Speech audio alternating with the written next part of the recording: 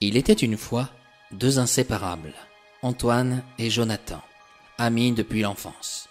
Ils se complétaient parfaitement, l'un et l'autre, dans leur métier de charretier au royaume de Vanna, à Britannia.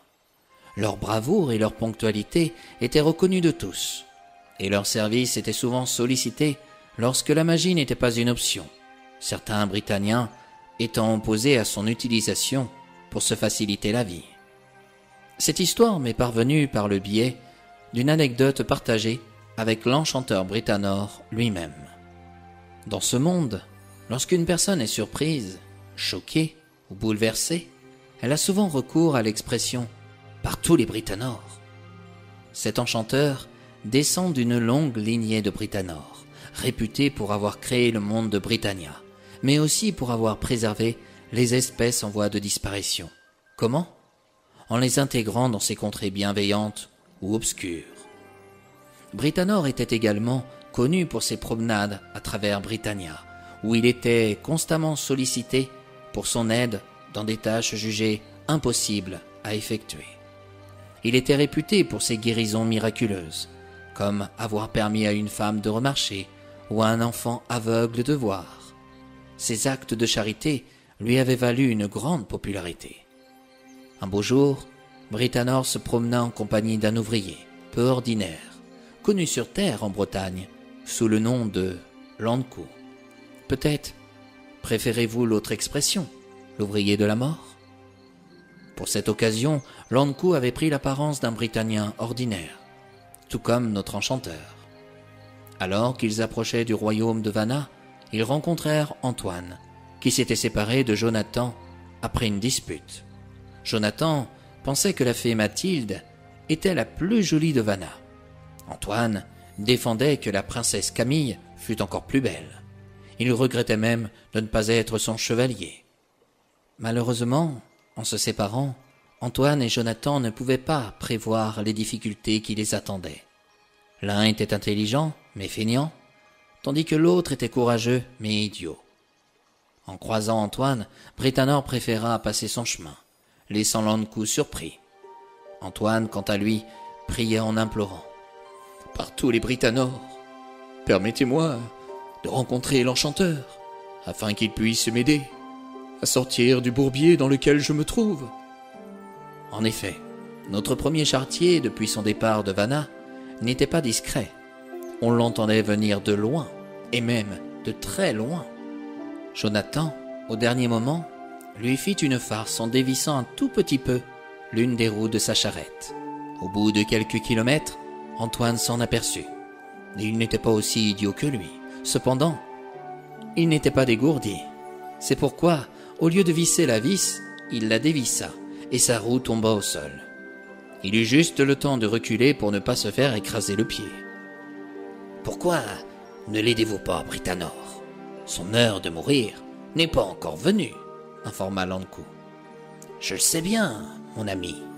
Cependant, ce n'est pas en priant qu'il verra ses souhaits exaucés. Laissons-le se débrouiller. Tout arrive à point à qui sait attendre. » Quelques kilomètres plus loin, Britannor et Landku croisèrent cette fois Jonathan. Sa situation n'était pas meilleure. Notre deuxième charretier songeait tellement à la fée Mathilde qu'il ne vit pas le nid de poule sur le chemin et fonça tête baissée en plein dedans. Résultat, l'une des roues à sa charrette rendit l'âme. « Oh non, t'en ras de mort, bordel de Britannor ! Encore heureux que j'ai échangé la charrette d'Antoine avec la mienne sans qu'il le sache. Ah, c'est là que je me rends compte qu'il a raison d'amener une roue de secours. » Jonathan s'employa à changer la roue, mais cela lui demandait d'user d'une force phénoménale. Soyez certains, mes amis, il l'avait. Il ne manquait jamais d'énergie. Néanmoins, la réflexion et lui, ça s'effectuait à deux. Au lieu de vider sa charrette, il préféra la soulever d'un coup. Malheureusement, il n'arrivait pas à changer sa roue. C'est pourquoi il jurait par tous les saints, donner des coups de pied dans sa charrette, qui transportait des bouteilles de cidre venant du village de Camorra. « Nous devrions l'aider, » proposa Britannor. « Comment » s'enquit Landku. « Ne seriez-vous pas fou ?»« Mon ami, » dit doucement Britannor. « Veux-tu que je te dise la raison qui me pousse à l'aider ?» L'Ankou affirma de la tête. Il n'arrivait pas à comprendre son raisonnement. « Notre cher ami, Jonathan, fait tout ce qu'il peut pour s'en sortir, alors que l'autre, il prie et attend que le beau temps revienne. C'est malheureux, mais par sa foi, il est devenu un véritable paresseux. Je crois qu'il pourrait même porter dans ces contrées le surnom de Saint-Antoine, avec toutes ses prières. Oh, mais dites-moi, l'enchanteur, les deux charretiers que nous venons de croiser, ce ne sont pas ceux qu'on surnomme Jonathan? Par tous les Britanores, tu as raison, Lankou. Je ne l'avais même pas remarqué. J'ai l'impression que vous ressemblez plus à cet idiot courageux qu'au paresseux saint d'esprit. Tu as de la chance d'être l'ouvrier de la mort, Lankou. Je ne te permets pas de me parler comme ça. N'oublie pas qu'il y a eu d'autres Britanores avant moi. Je ne dis que la vérité, l'enchanteur. Vous aidez Jonathan, car vous vous y retrouvez en lui. Et moi, je me retrouve au travers d'Antoine.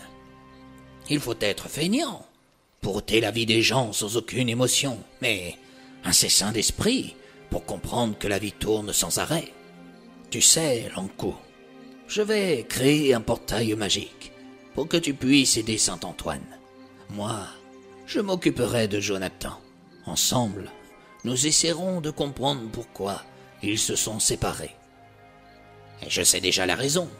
Je peux tout lire dans leurs pensées. Pourquoi ne le fais-tu pas? Oh, je n'y ai point songé. Je préfère qu'ils me le disent d'eux-mêmes.